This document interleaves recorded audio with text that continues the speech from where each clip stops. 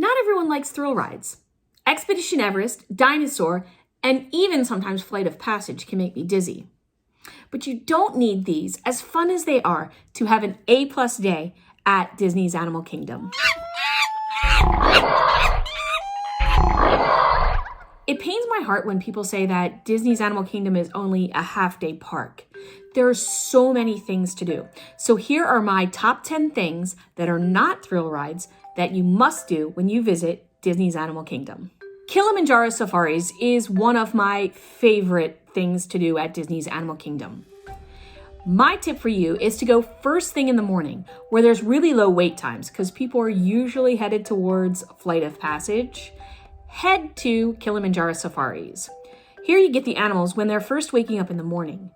Look for the okapi is one of my favorite animals. It's one of the first animals that you can see to the right as you enter the savannah. So my first stop would definitely be Kilimanjaro Safaris. As you come off of Kilimanjaro Safaris, my next stop would be Gorilla Falls Exploration Trail. This is a go at your own pace, quiet and peaceful way to see some of the animals a little bit more up close that you would see on Kilimanjaro Safaris. My favorite being the okapi. You get to see this animal a lot closer than you can see from the safari because it's a very shy animal, and usually on the safari it will hide towards the back in the trees, and there's this back wall that the okapi is usually near. That wall is actually part of the Gorilla Falls Exploration Trail where you can see the okapi a little bit closer. So I like to come right from Kilimanjaro Safaris into Gorilla Falls and take another look at my favorite animal, the okapi.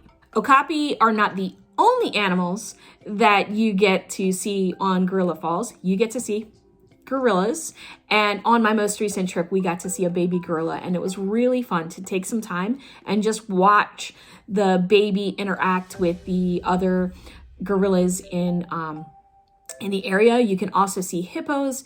It's a really, really nice, relaxing way to spend some more time with some of the animals on the savannah. My next stop would be the animation experience at Conservation Station. Just have to hop aboard the Wildlife Express train to Rafiki's Planet Watch. And that is a very relaxing way to get to this experience. Here you will learn how to draw an animal character, a Disney animal character, and you get to take home the souvenir drawing as well.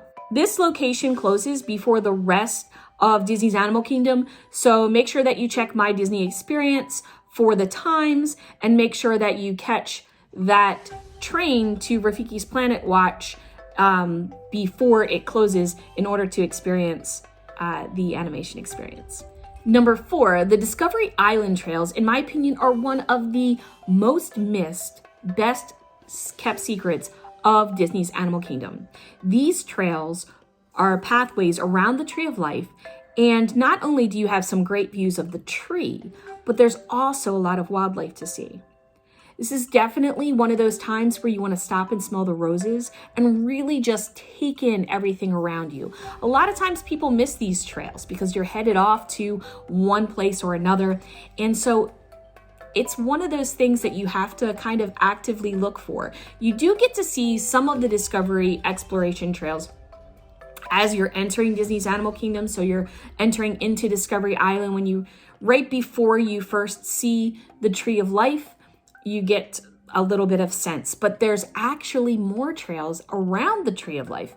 And it's really nice to just stop and take your time and really explore this area. I think you're going to find a new way of looking at Disney's Animal Kingdom. Okay, for activity number 5, you are going to need to check my link in the comments below, because this activity is not really broadly known or advertised with Disney, and it is discovering some of Pandora, the world of Avatar's animals and plant life.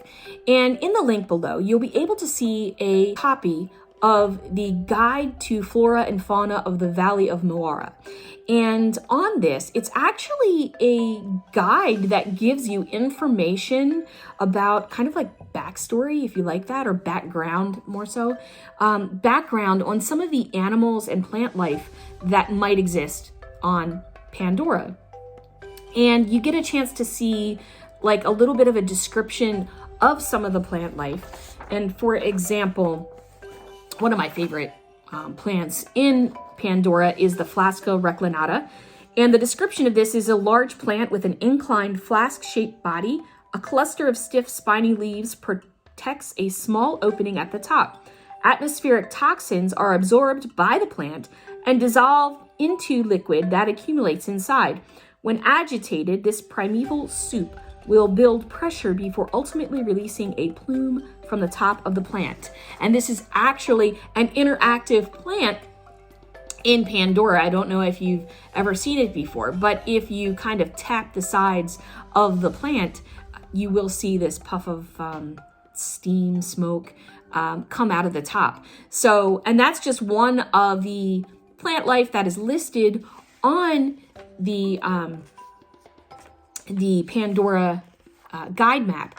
And I actually printed a copy of this. And what I usually do is I'll laminate it. I'll just get some lamination sheets at like Target and laminate it so that I can take it with me into Pandora and kind of check out some of the plant life and some of the wildlife. This may also be a time for you to go into Navi River Journey and see if you can find some more plant life or animals that are listed on the guide map and see how many you can find. Number 6 on my list, and it's a not to be missed for me, is the Maharaja Jungle Trek. This is located in Asia.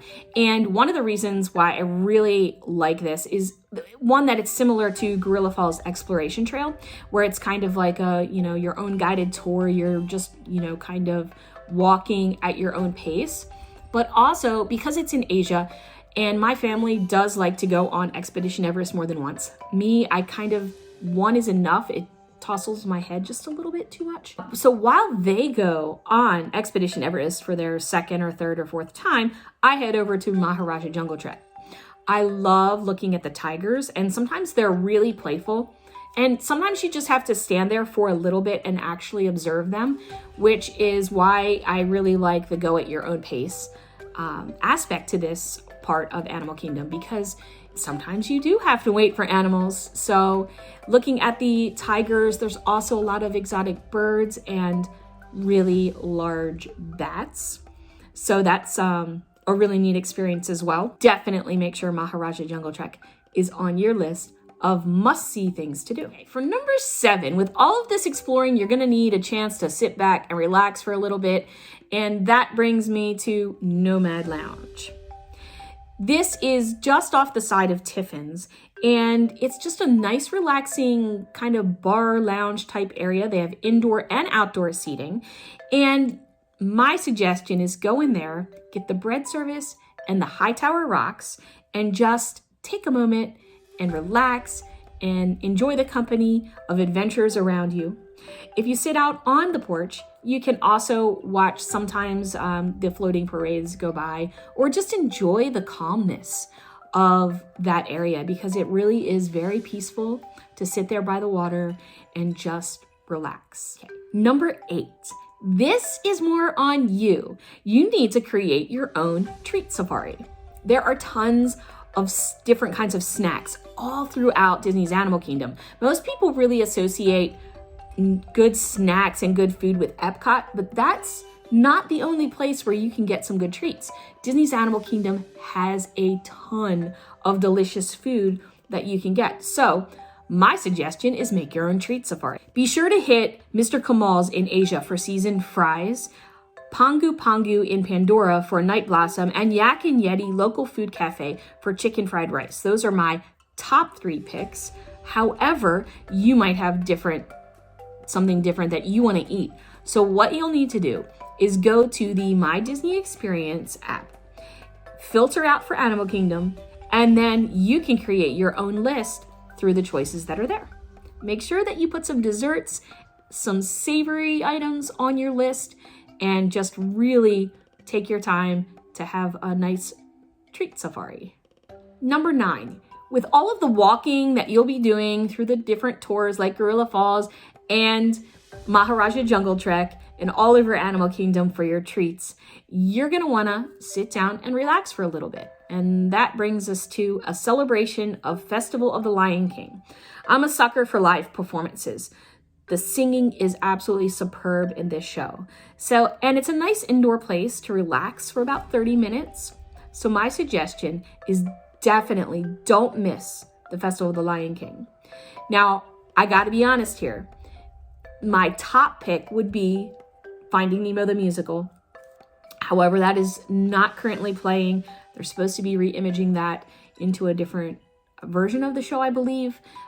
However, Festival of the Lion King is still a great show, and it is currently playing. So give your support to the live performance, because Disney really does hit it out of the park with their live performances. So give your support to the live performances and enjoy this incredible indoor show. Number 10 on my list has already appeared on my list, actually.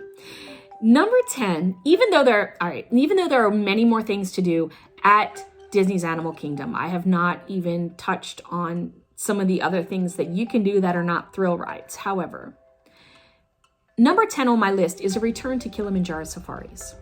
And the reason I say this is because no two safaris are alike. You're going to see the animals interacting in different ways, no matter how many times you ride this safari vehicle. In the morning when you see them, they're just kind of getting up and moving around. And I find that there's a little bit of a different atmosphere by the afternoon. I like to take the latest safari that I can possibly take before park closing, but also before it gets dark. So if Animal Kingdom is open later and they have nighttime safaris, because I've been on some nighttime safaris before, it's just been a while. So it really depends on their operating hours. But if they're open later, get the latest possible safari that you can get on Kilimanjaro Safaris before it gets dark, because then honestly, it's just really hard to see the animals when it's dark. Get the latest safari you can. And hopefully that's just as the sun is kind of starting to lower over the horizon. That is one of the best safaris to do. And just enjoy the animals again in the evening. You have a different experience, and it's just, for me, really nice to begin and end my day with Kilimanjaro Safaris, a tribute to the animals at Disney's Animal Kingdom. Very relaxing, and definitely something you can do that's not a thrill ride. So you can still have an all-day adventure at Disney's Animal Kingdom without getting on one single thrill ride. There's only one ride on the list anyway, even though I said go on it twice. Well, there's really only one ride on the list. What would you add to this list? What would you add to make a most fantastic day at Disney's Animal Kingdom without any thrill rides? Let me know in the comments below. Until next time, go out and find your magic. Bye-bye.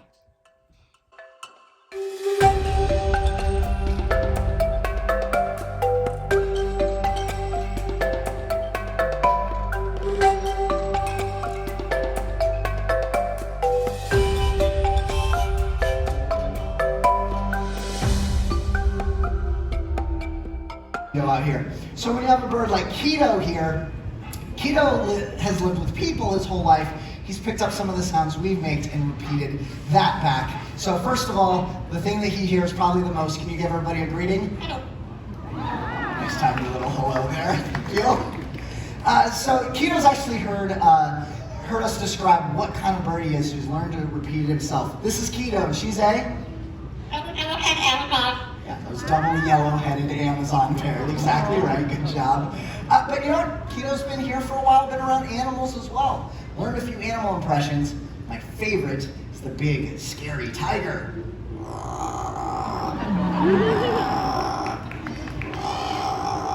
There you go. Good job. Thank you.